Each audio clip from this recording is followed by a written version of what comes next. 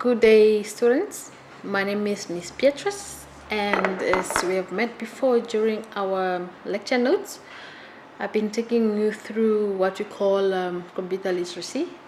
And at this point in time, we are going to look at things that we have covered in our notes, and then we need to look at whether we have understood well, and then what can we recall from what we have studied.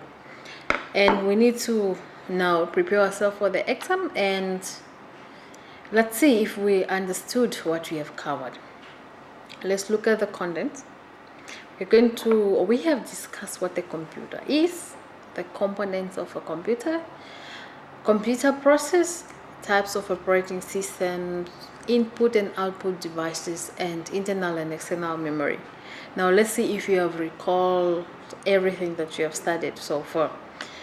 Okay, what is a computer in general? Let's look at it. A computer is a machine that performs tasks or calculations according to a set of instructions or a program. So now when we are saying it's a machine that is made up of different types of things. And then when we are saying it performs tasks of calculations. Now when it's performing calculations, this is now when the end user can be you, someone who's using the computer. So when we are setting up instruction, is when we are informing what the computer should do for us, right? We understand that computers are smart, but they are not smart because they cannot do something without being informed. As an end user, you have to inform the computer on what task it should perform. Okay, so now computers, as we understand, it's made up of physical components, which are hardware, and then it's made up of softwares, which are what we call internal. Okay, a computer cannot function without that. We need each other. They need each other, physical and then software part. So, and then that makes up a computer. Okay, so now looking at the hardwares, you need to look at different types of components. What makes up a computer? Now, physical parts. Now, when we are talking of hardwares, these are the physical things that you can able to feel or touch. For example, you can able to touch a touch of a monitor. You can able to touch a computer keyboard, a mouse, and then stuff. And then with softwares, you cannot really touch. These are the internal things that we install inside. And then, for example, what we install in is what we call operating system. But we are going to look at that now later. So now let's look at different types of computer components. Okay, now these are the physical part of a computer. So we have what we call a motherboard. A motherboard is the heart of a computer. It's the largest and most fundamental component of a PC, and every other component is attached to it in some way. This is because all the different components use the motherboard to communicate and work with each other. Now, if we say it's like a heart, everything is attached to it, and then without a motherboard, a computer will not be able to function at all, because every part of a computer is attached to it. Okay. Secondly, looking at RAM, which stands for random access memory, and it comes as modules in predefined amount. All right. So RAM is a memory, and then it's a temporary memory that makes up what we call now RAM. The memory chips store information temporarily, only for that moment while you are using the computer, for a short term used by. And then RAM is used to store information for files that are actually big, used by the CPU at any given time. The computer's RAM memory is entirely different thing from hard disk memory. The hard disk stores information permanently for a long time. So basically, random access is just used for that moment. When you are typing information, for example, it saves for that moment. But let's say if the computer or electricity goes off, doof, the information is lost because it's just saved temporarily, right? So, third component, CPU. What's a CPU? Central Processing Unit. This is the brain of a computer, and it's often referred to as a processor or the chip. It's found under a heatsink and fan and sits directly on the motherboard. So now you need to understand the different types of. A motherboard is like the heart of a computer, and CPU it's like a brain of a computer. Okay, so which one do you think functions more here between the heart and the brain? All right, so now those were the most important part of, I'm not saying these are the only components that are of a computer, but the most important crucial ones: motherboard, the central processing unit, and then random access memory. Those are the most crucial ones. Okay, so now how does a computer process information? Computer can be processed through 3 stages, such as inputs, process, and output.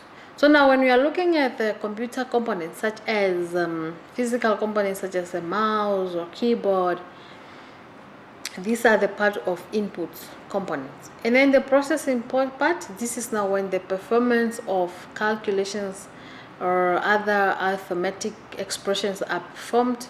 This is the now part of processing information, trying to process information so they become meaningful, having a meaning.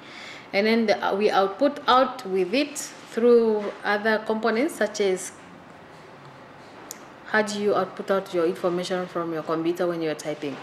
Most of the time, hard drives, USBs, and stuff. Those are the components. Okay, looking at the inputs and then output devices, what are those? You need to look at different types of inputs and output devices. For example, an input device is the one that you use to enter information into a computer. Okay, such as a keyboard, it enters text. Such as a mouse, it selects options, entering commands by selecting items. That's what the use of a mouse. And then the way we output information is to output out information out of a computer. Like, for example, what if it's for the audio or the visual things? For example, with audio, we can listen to music, the sound that comes out, that is an output. Okay, and then we use what? Speakers for that. Okay, that's an output of. So you need to understand or look at different types of input and output devices. Okay, now before we look at the internal and external memory, we're looking at things like operating systems. A computer cannot function without an operating system. An operating system is a computer application that need to be stored first in a computer or installed. When we are talking of installation, we are trying to put inside a computer first. And then our operating systems, we have now different types of operating systems, such as Windows, Unix, and Apple Macintosh. Now, with each of these operating system has its own versions of. So you need to understand different versions of each of these operating systems. So now let's look at the external and internal memory, which is ROM, and ROM makes up the internal part of a computer. Okay, you need to understand the difference between ROM and RAM. ROM is part of a memory that saves the memory for permanently. For example, CD-ROM, DVD, USB says a hard drive. Those have a kind of ROM. And then random access memory saves information temporarily, only for that moment when you are busy using the computer. Okay, hard drives, optical drives such as DVDs, the CD-ROMs makes up the external part of a memory, and then that's part of a ROM. Now let's preview what we have looked at in this computer literacy. What is expected of you? Things like, what is a computer? What makes up a computer? A computer is made up of different computer components.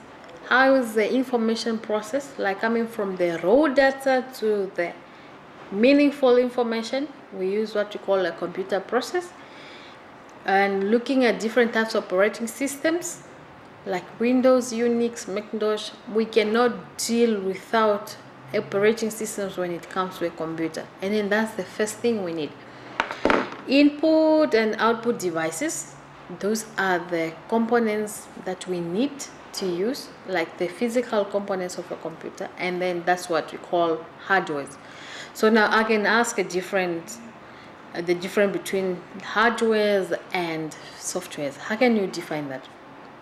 Okay, or I can ask a to differentiate between what is a computer applications and then what is a computer software.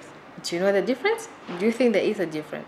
Or let's say computer applications, computer systems and computer software. Do you think there is a difference?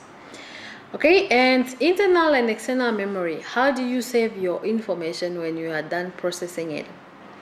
Internal and external. Internal, that's when we are saving information internally inside the computer, and external, that's when we are trying to extract our information outside of the computer. Okay, I think with this little information that we have shared, it's enough, or it will enable you or help you to get there to prepare for your exam. And then I believe you guys will do well, and then I wish you all the best in your exam.